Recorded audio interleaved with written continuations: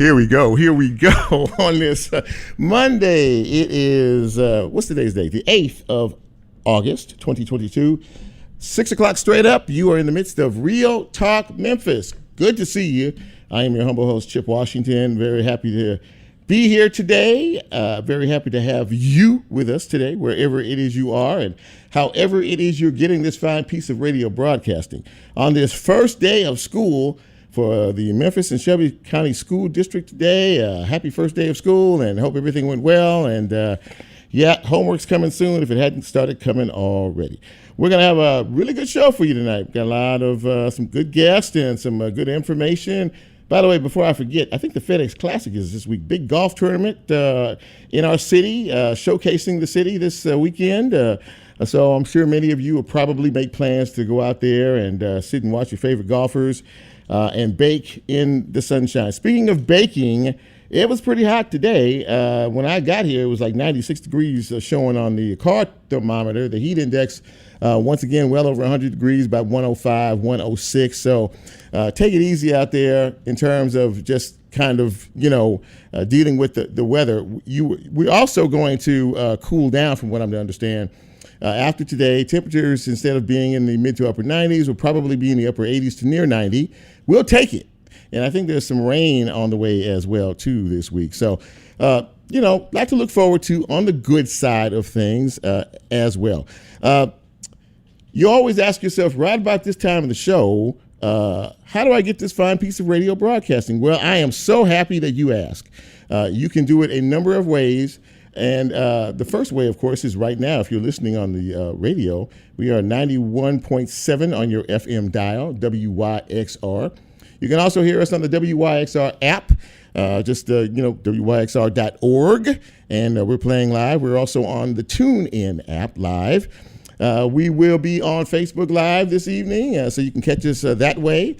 And a bit later on, we will post to YouTube. And as we are a podcast, you can catch us after they post the show tomorrow, wherever you get your podcast. We good? I think we are good.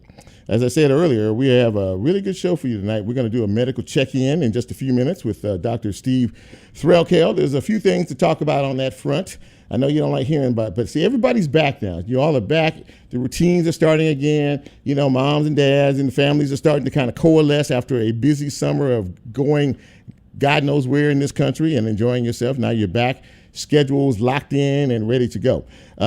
So we want to make sure that you are doing okay on that front. A little bit later on, we're going to talk about a memorial that is planned for Ida B. Wells. And you're asking yourself, who is Ida B. Wells? Well, we're going to learn about that. There's a memorial project that is being planned for that, and we will have a couple of folks that are going to talk about that. And a little bit later on in the show, now many of you on the Facebook post that I do over the weekends, you said to yourself, I asked you the simple question, which was, is anybody hungry yet? And the reason why I ask is because my two guests a little bit later on in the second half hour, Chris and Regina Moore will be here. They are owners of Chef Flavors, and they're going to talk about a very exciting partnership they have. And this spinach artichoke dip that I have been hearing so much about that everybody thinks is really, really good. So they'll join me in the second half hour of the show. But as we always do this time of the broadcast, we celebrate you. Many of you have celebrated another trip around the sun. And in tribute to you, we do this little thing called birthday shout-outs, but I can't do it until I say, hit it, Lola. Happy birthday! Yeah. It's your birthday. Celebrating. Here we go on this day. Shirley Matthews celebrating today. Happy birthday to you, Shirley. As well as Lenora Millen. It's her birthday today. Jimmy Bowles is celebrating his birthday today. Amanda Beeman, happy birthday to you. As well as Linda Owens. Let's see here. Inell Denise Ford celebrating on this day. Andrea Washington is celebrating her birthday today. Christopher Harris, happy birthday to you, sir. Marshall Jenkins celebrating. Tracia Butte is celebrating her birthday today. Marianne Washington is celebrating. And my cousin, Way up there in Chicago, Shirley Salone Watkins is celebrating her birthday today. Happy birthday, cuz. And Elena Jackson is celebrating a birthday. Happy birthday to each and every one of you. And whether you had a birthday over the weekend or you have one coming up this week, happy birthday, celebrate safely, enjoy yourself. And if the Lord says so, we'll be back here next year to celebrate you once again for another trip around the sun. Thank you, Lola. Is Facebook Live working yet, Barry? Okay, it is. I can't get it on my phone, but anyway. So. Okay. So in news and notes today, I don't know if any of you heard, but late this afternoon we got word that Olivia Newton-John, singer and actress, star of Grease, died today at the age of 73. I believe it was cancer. She's been battling cancer for a while, but really big in the 70s and 80s, man. I tell you that. And a lot of singles that she had out, but of course, Grease just set her on fire. I mean, she was a global hit with. Huh? And it's Lola's favorite movie. Had to get that in. That's her favorite movie. But big hits off that movie as well, by the way. So, that's a big loss today. So, we celebrate her life and we mourn her passing, Olivia Newton-John, at the age of 73. So, let's see here. In the news and notes, I want to spend a couple of minutes talking about this election that happened last Thursday. And my, there were some surprises to be sure. But I want to get to a couple of things first. As I mentioned, the students are back to school today. And I guess from all indications, everything went well, which is a good thing. We appreciate that. Now, remember we were talking to you a few weeks ago about the man who had broken up with his girlfriend and who threatened to shoot folks coming out of Yo Gotti's birthday bash concert. Well, he was in court today, and basically most of the charges, and there were a lot of them, were dropped. But he's going to have to face a grand jury in reference to all of this, and he is also going to have to undergo a mental evaluation. I mean, again, the guy's got issues, and I figured that this was going to happen, and it happened today. Let's see. Nationally, in the Ahmaud Arbery case in Atlanta, the young man was killed by three men. They were sentenced today. They were initially sentenced to life in prison, all of them. Well, they went back today for the federal charges, and they were once again sentenced to life in prison. So the issue there was they wanted to stay under federal custody in a federal prison, which is not as harsh as the municipal jails and the local facilities and things like that. Well, the judge said that they will not do their federal time in federal prison. They will go to state prison, but under federal custody, and they will never get out ever again. Hey, did you remember that when you go to the store, we're still under a grocery tax holiday.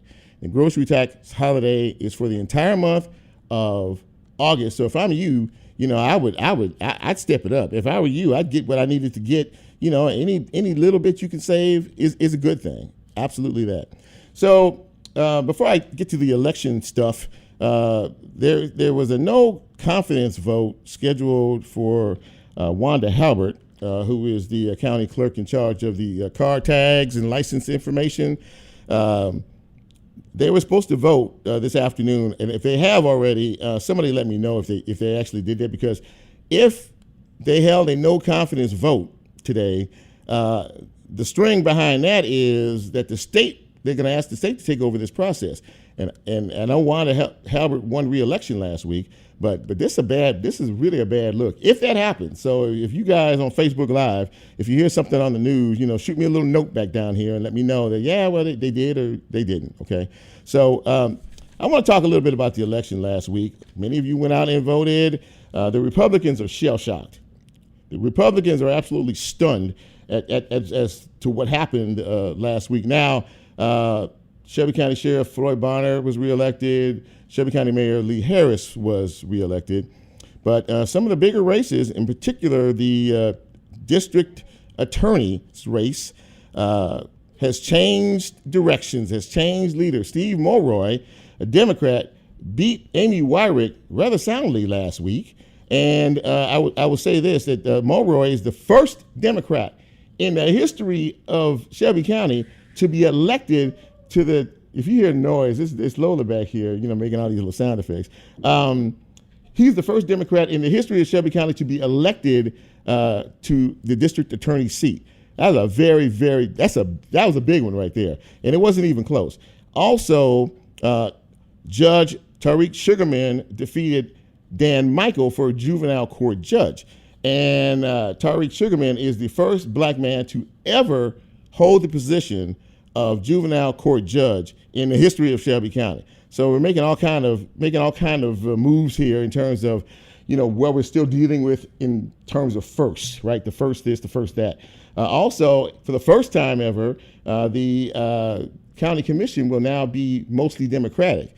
And for the first time ever, there were 5 women elected to the Shelby County Commission, and that's the most they've ever had ever as well. So some big changes coming up here. They all get sworn in. All the folks who won get sworn in on September 1st. So now they have, now it's their turn now, okay? They put you in, and now it's like you gotta answer up, right? You have to do what needs to be done to take care of the business that needs to be taken care of. And by the way, talked about this beforehand, but I wish the local politicians would stop trying to get these extra terms, okay? I mean, this is the 3rd time in a row that term limits was just completely shot down out of the sky. The 3rd time in a row, and it wasn't even close. It wasn't even close. So, I wish we would just stop doing that, okay? Because people, if you can't get it done in 4 years, or if you're lucky enough, 8 years in some positions, then you know what? You didn't get it done. Let somebody else come in and handle the business. And before I go to a commercial break here, I have to acknowledge something. 3 years ago, right around this time, as a matter of fact, I made my foray into local radio talk. 3 years ago, 2019, in August, I had been wanting to do a radio show because I felt there was a void missing in terms of that. But I was able to be given an opportunity by a local radio station, WMQM, AM 1600, gave me my first shot at doing this local radio stuff. And really appreciated the opportunity and all of the folks who helped me even launch it in the first place. We moved over here to WYXR in October of 2020, and we've been here ever since. And I just wanted to take time to wish the CHIPS radio show in whatever iteration you saw. Initially, it was Real Talk, and as it is now, it's Real Talk Memphis. Thank you who have supported me, who are still supporting us, the show. From the bottom of my heart, I really, really appreciate it. And all of the people who not only helped to get this thing launched, I mean, Jed Lucas and Mandrill McLaughlin and Myron Mays and so many other folks who helped me to enter into this world. I said it to you before, this is the best hour of my entire week, being here with you, sharing time with you all. And I hope that we provide a product that you really like and enjoy and appreciate. So again, for those of you who have supported me from the very beginning, for those of you who are still supporting Real Talk Memphis, sincere thanks to each and every one of you for helping us out. 3 years old today. We're 3 years. I know I look about 5 or 6, but 3 years, the show is 3 years old today, and really happy and excited to be here. And of course, I thank everybody who works on the show, including my current crew of Lola and Nicole. Okay, I think I got everything out of the way. So we're going to take our first break. And when we come back, we're going to have a medical checkup with my friend, Dr. Steve Threlkeld. This is Real Talk Memphis. 3 years in, I am your humble host, Chip Washington. Right back. Stay with us. It's real talk. It's real talk. It's real talk. Yeah. With the man, Chip Washington. It's real talk. Man, it's real talk.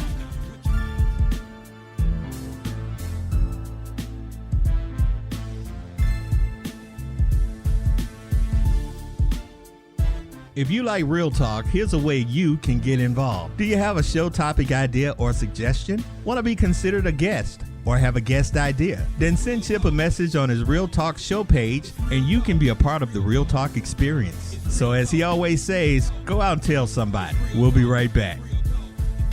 It's real talk. It's real talk.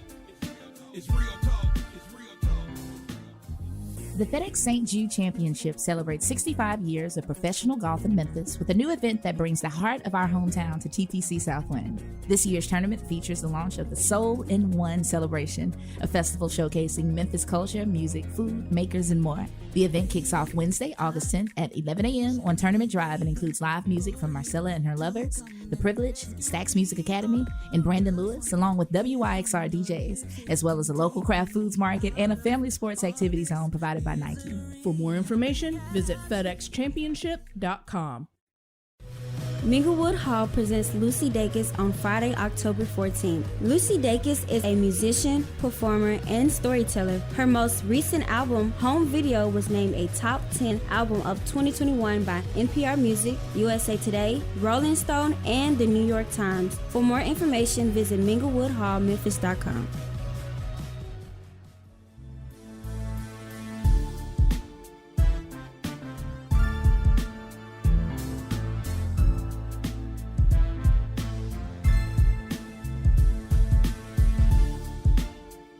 Get Real Talk on the TuneIn mobile app under WYXR, and he's now streaming live on Facebook. And you can also catch a rebroadcast on YouTube. Just put WYXR in the search box and hit subscribe. Now back to more Real Talk with Chip Washington.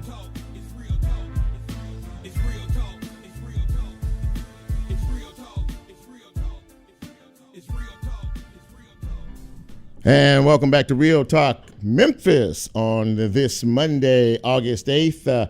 As I said earlier, very happy to have you with us on our third anniversary doing this radio talk thing. And I'm very happy to have my first guest. You know, he played a very prominent role in providing information to all of us during the height of the COVID-19 activity. And, you know, I wanted to bring him back for a couple of reasons. First, as I said earlier, you know, families are starting to get back into a rhythm now. The vacations are over for the most part, and kids are back in school, and everybody's kind of getting back on schedule. But you know, we still have some variants out here. Omicron is spawning left and right, and we have monkeypox and a lot of other things to talk about. But conditions are a little different this year than they were last year, and we'll talk about that in just a minute. But as I welcome my guest, Dr. Steve Threlkeld, he is an infectious disease specialist working out of the Baptist Medical Group. And Dr. Steve, thanks for coming back on the show. Good to see you, my friend. Hey, Chip, how you doing? Doing well, man. Doing well. Thank you very much. And thanks for coming on again. So, you know, you and I talked a little bit over the weekend about all this, and you know, it's been a minute since we talked about this, and we kind of got through the summer, you know, but I guess my concern has been, okay, you know, all the restrictions are gone, right? Everything is gone. No mask, no, everything is just kind of put back in the closet, and we're going about our daily lives like we did in 2019. But we do have a variant running around out here, and we do have another, you know, virus running around out here as well. But the difference is there's no protection, no masking, and no restrictions in schools. So I wanted to bring you on to talk a little bit about this and kind of gauge your thought process on what we need to be looking at as we're entering into the fall of the year. Yeah, I mean, I think it's a great question because we've had sort of an array of protections that we've had against this virus. We had a very effective vaccine. Masks do work. We've had a lot of things. We've had medications, things that have developed that we can do. But I think it's important, as you say, there's not going to be any more masking in schools. There really isn't any in the community to speak of. But I think really that just makes vaccination protection more important. And that's particularly concerning in school-age kids. I mean, in the younger kids, we're just not seeing any significant percentage of people getting that protection. And that could be a big problem if we're not utilizing any of those protections for our kids, both that and, you know, for protecting family members. I had somebody ask me at church yesterday, now, are you wearing your mask to protect you or to protect me? And I said, well, interestingly, neither. I'm wearing it to protect the heart transplant patients that I interact with all day at work. And so you still see people at the hospitals wearing masks. Okay. And that's to protect those people who are immunosuppressed, elderly, and people who can still, of course, get sick from this disease. So you brought up a very good point. And, you know, it seems like the more the FDA and the CDC, you know, gave approval for these vaccines, the younger the age groups. It seems like the younger the age groups, the less the interest level was in terms of that. And this youngest age group, I guess, is what, 6 months to 5 years or whatever it is. I mean, very, very, very little interest or activity at all in terms of getting them vaccinated. And I think that's probably what you're talking about. So, I mean, you know, honestly, I mean, what? And you broke it down very nicely, but I mean, that could be a very, very big problem, especially with school back in and the propensity for children, you know, to kind of get into everything. Talk about that. Yeah, and it's funny. You mentioned this, and we're extra careful with our kids. We should be. That's human nature, and it's appropriate. Sure. The problem is that when we're extra careful with our kids and they're feeling okay, we think that doing nothing is the safest thing. We always want to be on the safe side, but the important thing is to figure out what the correct safe side is to get on. And in this case, the human brain does not do a good job of judging two relatively low risks. It is true that most kids don't get terribly sick. Some do. I've certainly seen them. But the safer avenue is to get the vaccine. You're much more likely to be without major problems a year from now if your kids are adequately protected from this disease. So it's a relative thing, and the relative thing is clearly in favor of the vaccine. And if we don't protect any of the kids like that, then a few kids are going to get very sick from this and be hospitalized, and a very few will die. But those are situations those are risks that we don't need to take. We just need to make sure that we figure out the safer path. And it's pretty clear, like you say, the kids are going to get around each other. They're going to spread the virus. Sure. And if we have protection with the vaccine to keep those kids from getting really ill and the hospitalizable and the more severe forms of the disease, that's, after all, the first job of a vaccine, and one that we need to make sure that we have engaged on their behalf. All right, you gauge this from a national perspective. Are the numbers, Omicron, COVID, starting to rise again in some states around the country? Well, you see a lot of different things. New York, for example, it rose a fair amount last week. Even deaths rose. Look, I put 5 new people in our infusion center today who needed monoclonal antibodies or remdesivir IV, who were higher risk people that got the infection. So I judge it crudely based on the number of phone calls I get from friends, relatives, doctors who have friends and relatives who have it. And I still get a lot of them. So there's still a fair amount of the disease in the community. We're still at a very high transmission rate. Most of those people aren't going to get ill, but we've still got 50 to 60 people in our hospital right now, the building I'm sitting in, with COVID. They're not all here from COVID, but a few are, and some are in the ICU. We got a couple that have required the ECMO artificial lung technology. So it's going to pick out a few people to make really, really ill. And, the vast majority of those people are still people who are not protected with the vaccine, who are immunosuppressed and can't get that protection. You got to still be careful and use the tools that we have to prevent those people from getting ill. If you're just joining us, we're speaking with Dr. Steve Threlkeld. He is an infectious disease specialist in Baptist Medical Group. And the new thing everybody's talking about, and it seems to be kind of catching hold. I heard Dr. Taylor talking about monkeypox this afternoon. Initially, we had 4 cases, reported cases. I think that has doubled, and I think there's been many more throughout the state. What's your take on monkeypox, and what do you see, in terms of what we're looking at here? And I know it's extraordinarily infectious, but what's your take on that? Well, it's funny. I mean, it is. We talked about there being almost 3,000 cases a week ago. Now it's more than 7,000 cases nationwide, and the same we're seeing locally. We have a huge advantage on monkeypox versus COVID. The disease we've known about since in humans since 1970. This happens in Africa sometimes. There's some outbreaks. There've even been a couple outbreaks here in the U.S. before. So we know about the disease. We have an effective vaccine. We even have a therapy, a medicine that we can give to people who get very sick. It is contagious, but it's substantially less contagious than COVID. It is substantially less dangerous than COVID. We're not going to lose 1 million Americans to monkeypox. But, the people who are immunosuppressed, pregnant, who have eczema skin conditions, it's not something you want to play with either. I mean, it can be very painful, pustular rashes, and can even get into more significant disease in those folks who are immunosuppressed and the like. And at the very least, it can cause scarring, the kind of thing that you don't want to be involved in. So it's going to be a good disease to avoid, even though, again, it's very much less of a factor in terms of death and that sort of thing than we saw with COVID. So it's a 2 to 4 week, deal, depending on how bad it is. And, I heard this afternoon, and something kind of scared me. If you're pregnant, you mentioned it, if you're pregnant and you catch monkeypox, that could be passed along to the unborn child. Did I hear that correctly?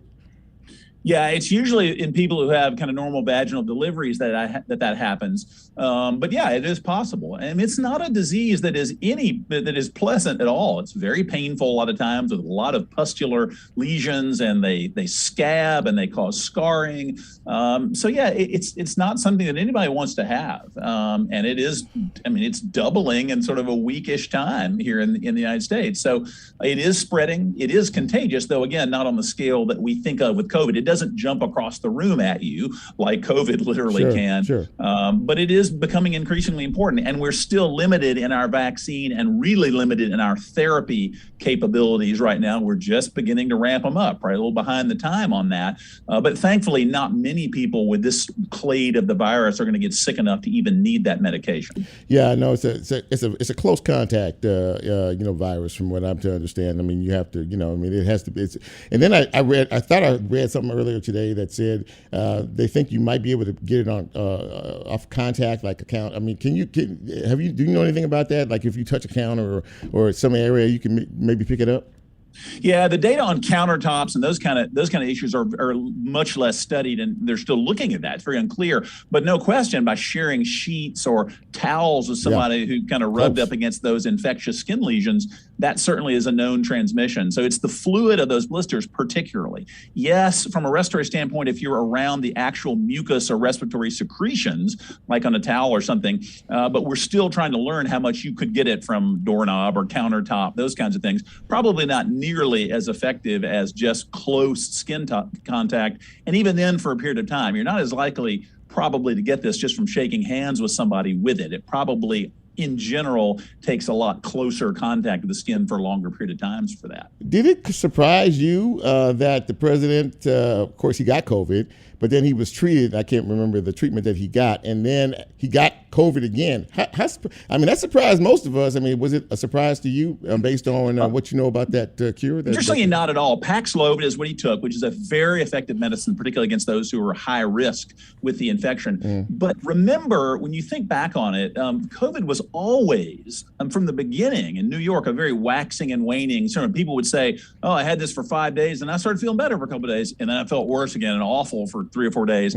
We saw that from the very beginning, and it turns out that Paxlovid is kind of been hung around Paxlovid's neck, that this recurrence or relapse after Paxlovid. It happens with or without Paxlovid. We saw that in the trials of Paxlovid. So it's not a surprise. And the CDC has recommended, that you go back into isolation if your antigen home test turns positive again. The only thing that I would add to that is that the CDC has never quite gotten around to pointing out that you should probably stay in isolation until your antigen test turns negative in the first place. They've never really come out with that.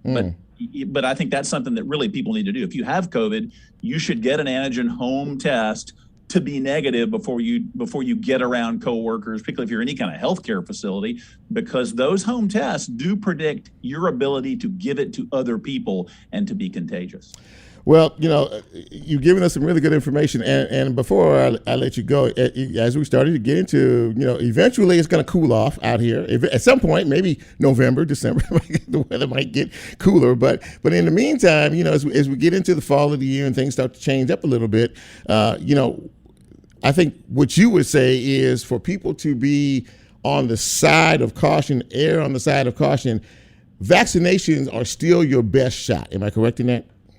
Yeah, there's no question. I mean, look, we break this down into different groups. If you're under 60 and you have no underlying diseases and you're vaccinated and boosted once, you're very unlikely to get seriously ill or require hospitalization. But if you're around somebody who is not in one of those groups, who's elderly, immunosuppressed, high risk, then you probably need to be more careful. It's who you are and what you do. It always has been. And you have to think about others. We're in a city with St. Jude, for example. We need to protect people who can't really protect themselves by doing the things that we've done that do protect us. But yeah, I mean, I think we have the tools to make this better, but we do need to do a better job at using them. Well, absolutely that. And thank you for taking some time tonight to come on and give us a medical checkup as we get back into a regular routine. And we'll keep an eye on things. And, of course, if I have any questions, I will reach out to you, my friend, Dr. Steve Threlkeld. Thank you so much for coming on tonight. Appreciate it. Always good to see you, Chip. Thanks. You too, man. Take care. So, there you go. And again, we provide information for you. It is completely and totally up to you whether you choose to listen or take it or not. But we want to keep you healthy. We want you to stay healthy, and we want you to just keep thriving as always. We're going to take our second break of the big broadcast tonight. And when we come back, we're going to have a bit of a history lesson. We're going to talk about Ida B. Wells. Who was she? And what is her significance to Memphis? We're going to have all those answers for you right after the break. This is Real Talk Memphis. I'm Chip. Right back.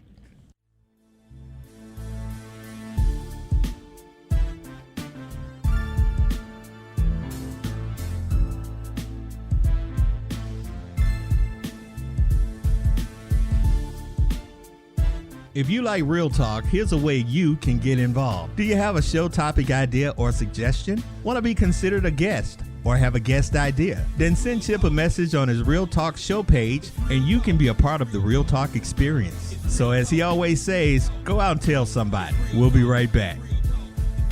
It's real talk. It's real talk. It's real talk. It's real talk. Mempho Music Festival returns to Radiance Amphitheater at Memphis Botanic Garden on September 30th through October 2nd. This year's fest features the excitement of the Black Keys, Widespread Panic, Wilco, Jason Isbell, Portugal the Man, Tank and the Bangers, Bobby Rush, and many more. Visit memphofest.com for ticket packages, lineup information, FAQs, and more. That's memphofest.com.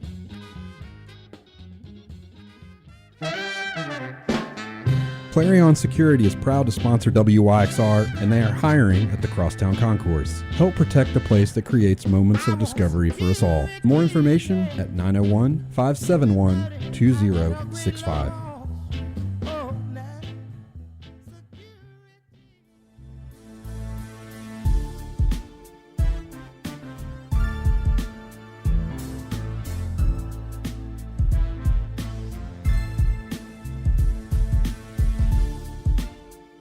Get Real Talk on the TuneIn mobile app under WYXR, and he's now streaming live on Facebook. And you can also catch a rebroadcast on YouTube. Just put WYXR in the search box and hit subscribe.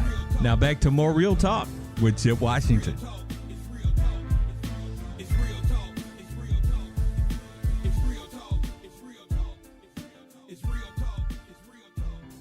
And welcome back to Real Talk Memphis on this Monday evening. You know, we were looking outside just a few minutes ago when I got in here. It was hot and the sun was out. And now down here at the Crosstown Concourse, I mean, the wind has picked up. I'm hearing that there's some lightning flashes out there. So the weather's starting to change up on us a little bit. So if you're out and about, be careful. We want to make sure that you're okay. Okay, good. Before we went to break, we were talking a little bit about all this. There is a movement afoot to honor and celebrate someone who was an educator and very important to the fiber of the civil rights movement and the city of Memphis. And I wanted to talk a little bit more about that. So I reached out and invited my guest, and he is here with us right now, Reverend Dr. LaSimba Gray. I see you, my friend. How are you doing? I'm doing well, my friend. I want to know what your secret is, brother. I don't have it. I cry and moan in pain during commercials. That's pretty much it. That's pretty much my secret. Yeah, good to see you. Absolutely, my friend. So, listen, I'm to understand that you're the brainchild behind this Ida B. Wells Memorial Project. Now, before we get started, tell folks who really don't know who Ida B. Wells was and what her significance is to our city. Ida B. Wells literally is the mother of civil rights in this country. Okay. Started right here in Memphis, Tennessee, fighting oppression, injustices of all kinds. And particularly, she was fighting the lynching of African-American men based on trumped-up charges that they were raping white women and blah, blah, blah, when really it was many things other than that. Mm-hmm. And so she took it on as a personal project and started to write about it using her pen and to put, as she said, to put light upon the wrong. And she talked about it all over this country and abroad in Europe. And so Ida B. Wells is a legend. And after many, many years, we finally got a statue of her on Beale Street where she served. And so we're very proud of that. And had a very powerful committee to work with us on that, starting out with Dr. Willis Sugarman. And she was one of the early teachers, who fought racism at the University of Memphis. But she passed on before we got the statue erected. And but we did get it erected in her honor. And her daughter, Erica Sugarman, served with us on that committee. But we're proud of that work. And we're hoping that when it's dedicated, at the end of the year, that the tourists coming from all over the world will be proud of what we have done to honor this great woman. I noticed that there's also some signage that has been created down on Beale Street, and now it's Beale Street and Ida B. Wells around 4th Street. Am I correct about that? You're correct. There's Ida B. Wells Street. Mm-hmm. Ida B. Wells Street runs from Union Avenue over to Crump Boulevard. And all those intersections will be able to honor and recognize that this lady has been honored. And it was a tremendous effort on behalf of the city council and the city council persons who got behind it and sponsored and made it happen. And it took on its own energy, really. And once people realized who we were honoring and why we were honoring this woman, people joined on and made it happen. You know, that particular area that you're referring to, of course, Mason Temple, the MLK Plaza, now a memorial and tribute to Ida B. Wells. Now, we all know how influential and how you were really kind of in the fight of the civil rights movement when things were happening around here back in those days. So I would imagine seeing a day like this come when someone like her can be honored really must make you feel good and see that maybe some progress has been made. Yeah, I think so. The thing of it is, Chip, those of us who know have a responsibility to preserve this history. Uh-huh. And I retired in 2018, and I've been working like a beaver now because I realized I got more yesterdays than I have tomorrows. So we don't have time for any foolishness. Yes, sir. And so with the plaza, we'll tell the Ida B. Wells story and her impact on Memphis and then the nation and the world. You know, Ida B. Wells went to Europe crusading against lynchings. And it was only when she got the support of the European merchants that they put pressure on the American society to do something about lynching. And after all those years of working, we finally got a Emmett Till anti-lynching bill passed this past spring.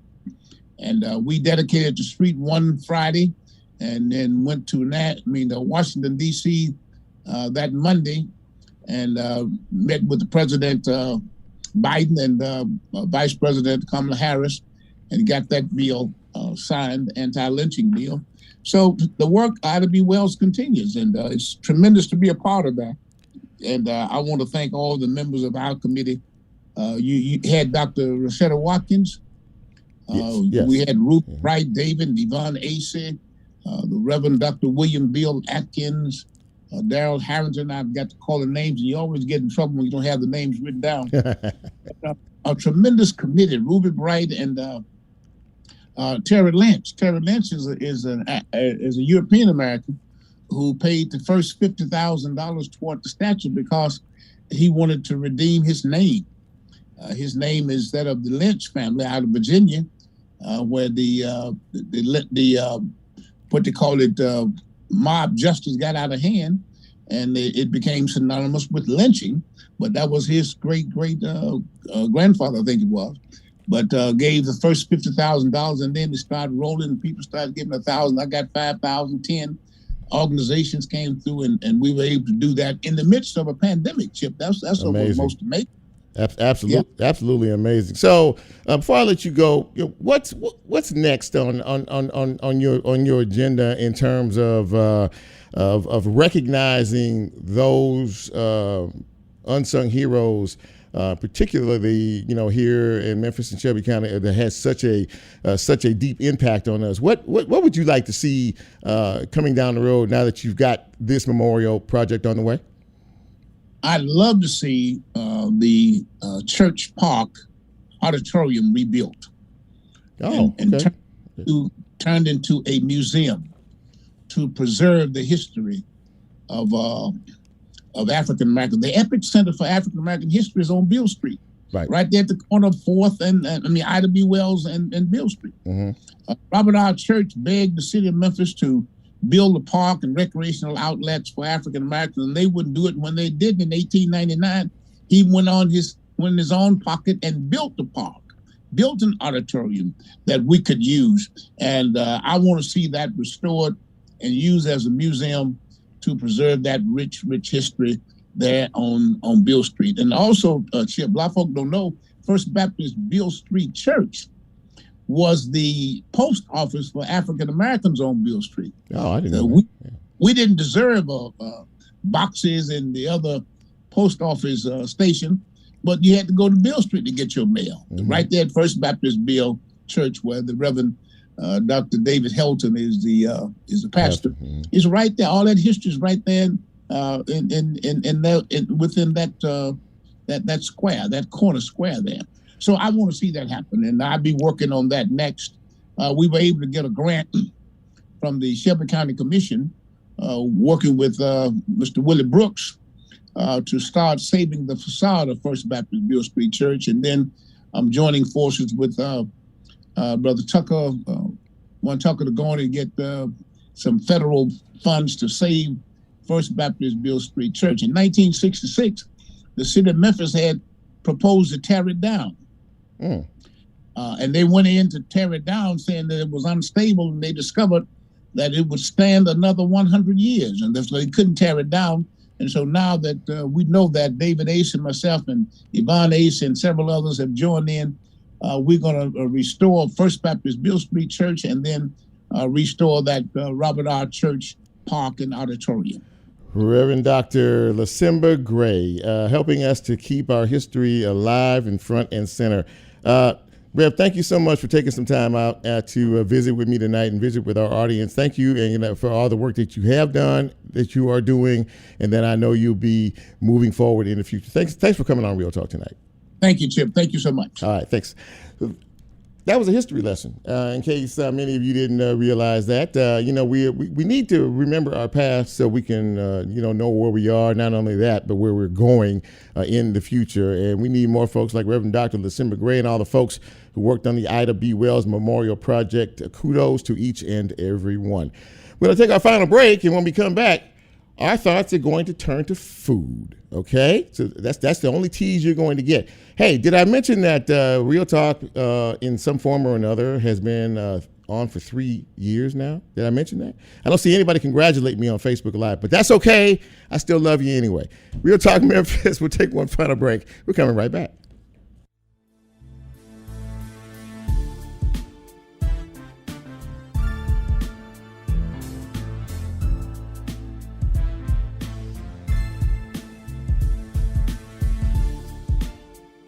If you like Real Talk, here's a way you can get involved. Do you have a show topic idea or suggestion? Want to be considered a guest or have a guest idea? Then send Chip a message on his Real Talk show page, and you can be a part of the Real Talk experience. So as he always says, go out and tell somebody. We'll be right back.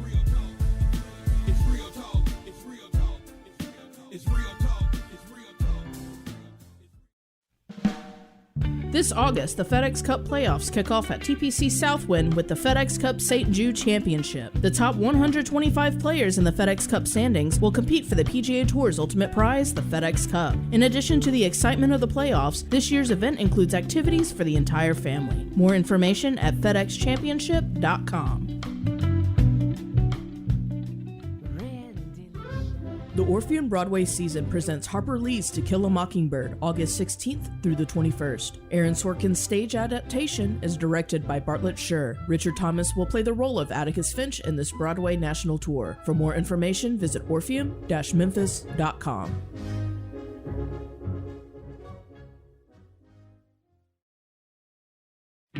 This is Stephen Tate, head brewer at Crosstown Brewing Company. It's my pleasure to design and give life to the tasty beers our customers love so much.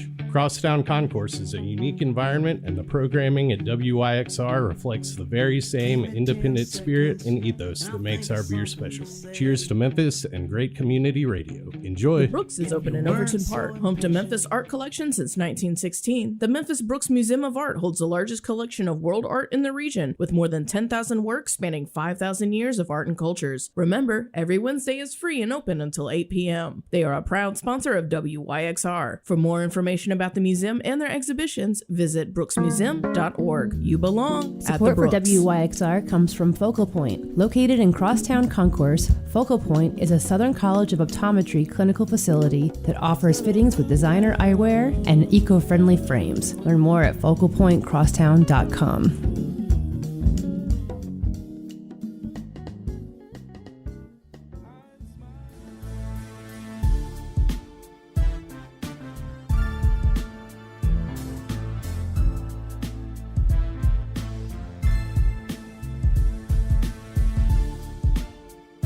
Get Real Talk on the TuneIn mobile app under WYXR, and he's now streaming live on Facebook. And you can also catch a rebroadcast on YouTube. Just put WYXR in the search box and hit subscribe.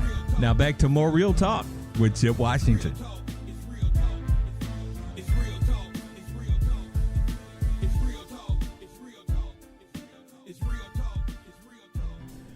And welcome back to the big broadcast on this Monday evening. You know, it's about between 6 and 7 o'clock. A lot of you are about doing dinner and, you know, getting ready to eat and things like that. So I wanted to have these two folks on because their story is what I would deem to be a success story, and it's going to get even bigger and better from there. I promise you this, but before I introduce them, someone told me that this spinach artichoke dip was so good it would make you slap your mama.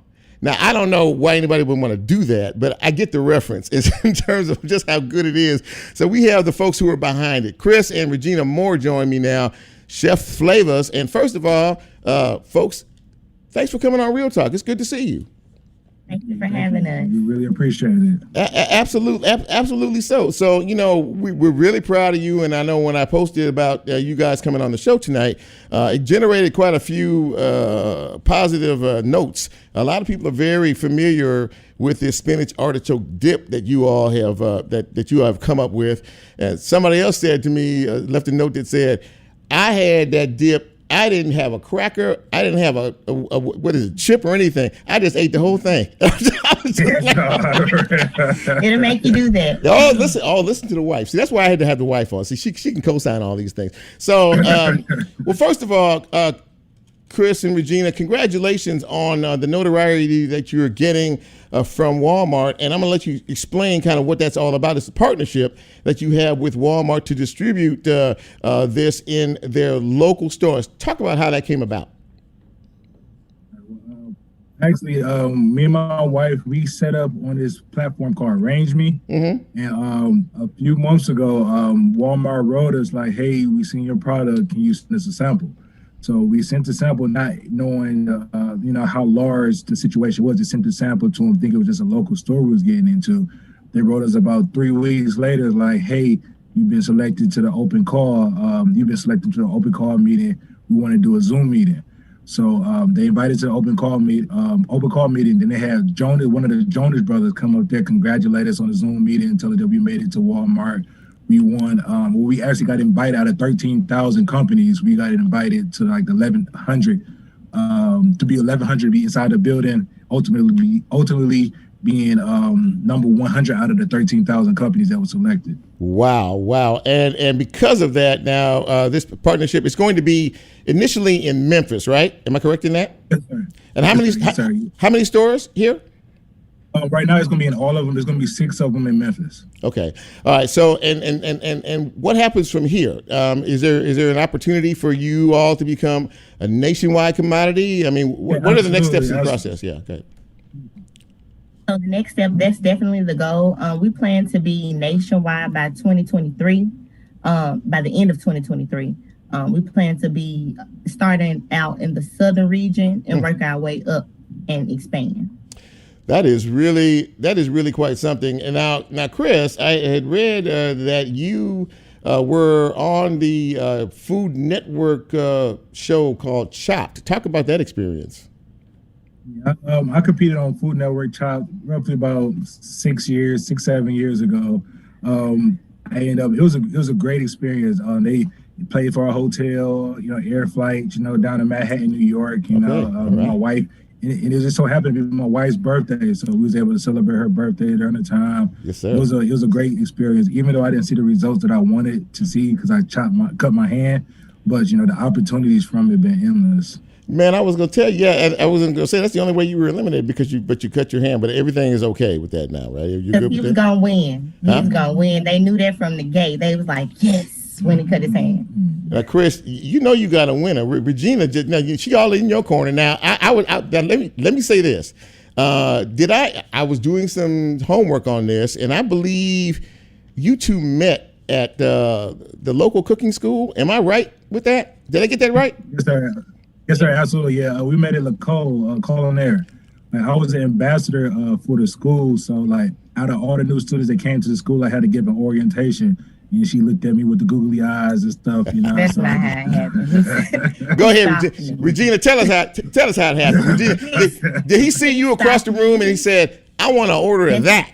I'm sorry. That's exactly what happened. I had to tell my mama. I said, "You see this man staring at me?" So he marked his territory from the beginning. Oh, yes, indeed. Yes, indeed. Hey, man, let me tell you something. You did well. Now, what is the secret to what makes this spinach artichoke dip so good? Either one, doesn't matter. Just let us know what the secret is behind it. Quality product and experienced chefs. To be honest, we've been in the industry collectively roughly 23 years.